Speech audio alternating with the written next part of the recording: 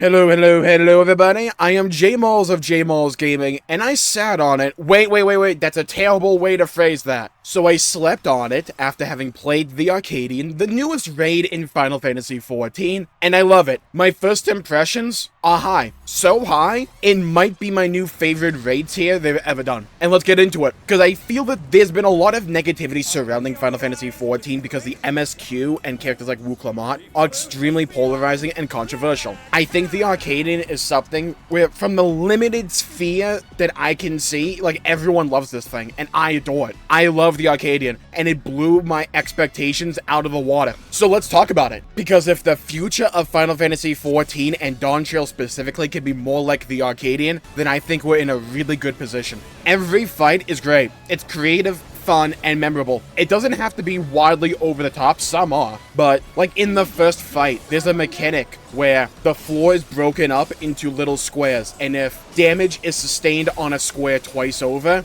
that part of the floor will break. So not only does the boss herself damage the floor, and you get some wacky patterns because of that, but she has this mechanic where she'll target a party member, right? She'll knock them up in the air, and you can aim this, and the square they land sustains damage. So you can accidentally yeet yourself off the side of the ledge into the void or on a cracked square so it breaks the moment you land on it. And I love the fact that they are willing to do mechanics like this, because this can 100% be a troll mechanic, and it's gonna be funny when it happens. But they talked about repeatedly, and Yoshi P specifically, about how they wanted to take more risks when it came to fight design in Dawntrail. And it's showing here. It really is. You don't need to introduce mechanics that don't feel like 14, or that don't, mesh and vibe with the flow of the game. But you can still be creative and have fun with it, and that's what the Arcadion is. It's a ton of fun. It's a tournament arc. Every fight is memorable. In the second fight, you have this charm meter. What a great way, a twist, if you will, on Vuln stacks, where it's a resource you have to manage, and if you hit 3, you take a bunch of damage and a stun for a bit. It rewards group play. It's an interesting punishment mechanic to where you're not instantaneously punished. Has a good sense of tension during the bullet hell sections when you're on 2 stacks as well. And then you have the third fight, which is just sheer WWE bliss. You have the guy hitting lariats on you and stuff like that. Man voids up halfway through the fight, cracks open a cold one like he's Stone Cold Steve Austin. Referee comes in, is like, hey, no, you can't do that, you're disqualified. Dude yeets him right out of the fight, and that triggers phase 2. The Arcadion is so creative. And the fights make sense with the story, and the bosses feel like characters. And for some of these fights, like that third fight, you feel as if you're progressing a storyline in the fight. And it's just wacky and it's fun. And then the fourth fight is absolute bananas. You're fighting at like the top of Solution 9 so you can see the entire cityscape, but you have the sky above you. It's so cyberpunk, and it's great. She summons a giant cannon laser beam thing that blows up 3/4 of the arena. The fight can get really claustrophobic, and I love this. And another thing that I absolutely love about these fights, and I think this is best shown in the fourth fight, at the very end, at low HP, she'll introduce a new mechanic because she's desperate. She's desperately trying to kill you. So when you're on this, like, really narrow ledge, which is the only living space you have access to, she just does this giant line AoE. And the voice acting during these fights is great. You have the guy commentating as well, and when you die, he like roasts you in a real lighthearted way. It's great! Like in the first fight, it's icebreakers pretty much. So when she, the boss, breaks the arena, you have the commentator going, don't worry guys, we'll fix this. So they're trying to repair the arena as she's breaking it. It's great. It's fun. It's wacky. It's so creative. Not just in terms of atmosphere or tone or aesthetic, because all of these fights feel different to one another. They look different. They sound different. The music's incredible, and they fit the fight immaculately. But also mechanically, they're all different. They feel fun, and they feel refreshing. Are they strictly new mechanic you've never seen before? No, but it doesn't have to be, because the mechanics that are there and the new twists that they take with these mechanics are fun, and they're satisfying, and they're great to learn. And when you get them right, you feel good. And even when you die, it's so silly that I can't help but laugh. Like when the floor just shatters beneath me because I stood in the giant laser beam for too long. I'm like, alright, fair enough. And I think that's the best way to say this. These fights are just fun. The Arcadion is simply really fun, and I couldn't ask for more, which is what I would say if the story that went alongside the Arcadion wasn't also really good and compelling. I had absolutely no expectations that the Tournament Arc raid series that takes place in the giant GPU that is the Arcadion was going to have a good story. I thought it'd be serviceable at best. I'm shocked. Quite frankly, I'm shocked by how much more I actually care about Solution 9 and the people there, and their internal struggles, and the unique situations that they have to confront, that we will confront as we get more tiers to this raid. I care more about Solution 9 as a city. I care more about these characters than what the MSQ made me feel. Think about that for a second. The Arcadion did better world building than the MSQ. The idea that there's this giant conspiracy, that the really accomplished fighters are destined to die young because of using the regulators and the soul tech, so we have to dismantle this system by becoming the champion. We have an antagonist already with the president that we haven't seen.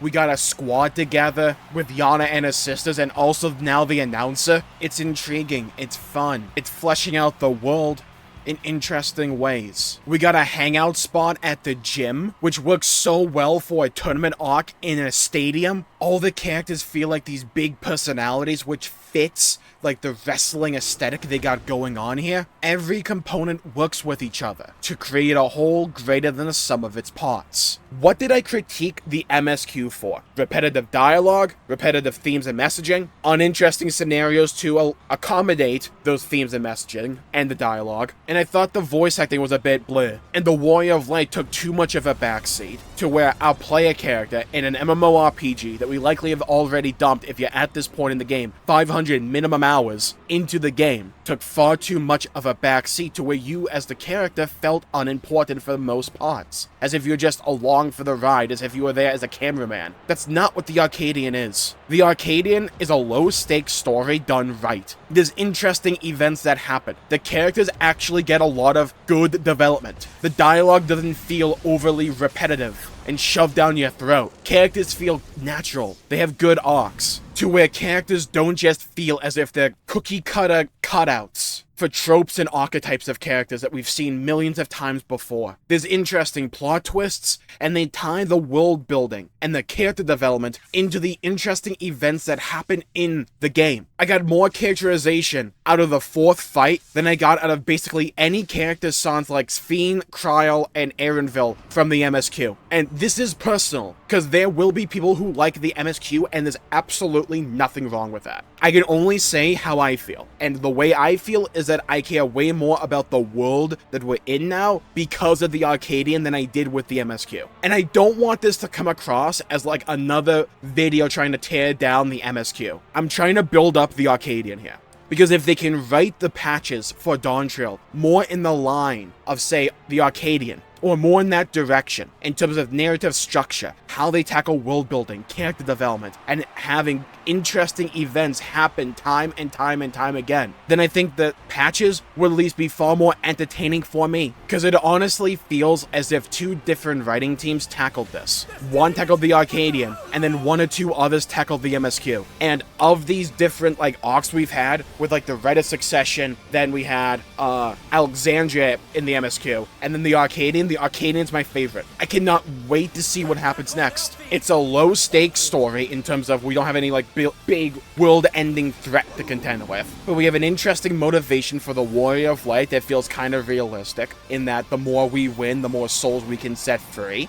Okay, I can work with that. They even hype us up and we get like this WWE intro. It's really cool. The splash screens for each of the new fights we're about to go against, they're great. They lean into the wrestling feel or the fighting game feel of it all. They don't shy away from it. It's just dumb, wacky, and silly. But at the end of it all, it's fun. And that's the important thing. It's fun gameplay, it's fun story-wise. It's a tournament arc that so far has been done so right. And now I cannot wait for Echoes of Vanadil, because if the Arcadian is this good, I have high hopes for the Final Fantasy XI collab raid. The fights and the gameplay content in Dawntrail have all been stellar. I've loved every dungeon, I've loved every fight, pretty much. And now the Arcadian is like the best example of all of that so far for me. I cannot wait to farm this week after week, because it's simply fun being in these fights. The vibes are immaculate. I thought all the arenas were going to feel the same and just happen in that one Coliseum area from the first fight. No, the crowds all feel different. The environments, the aesthetics all feel different, but they're all good. And the voice acting that happens during the fight, that's largely where it all is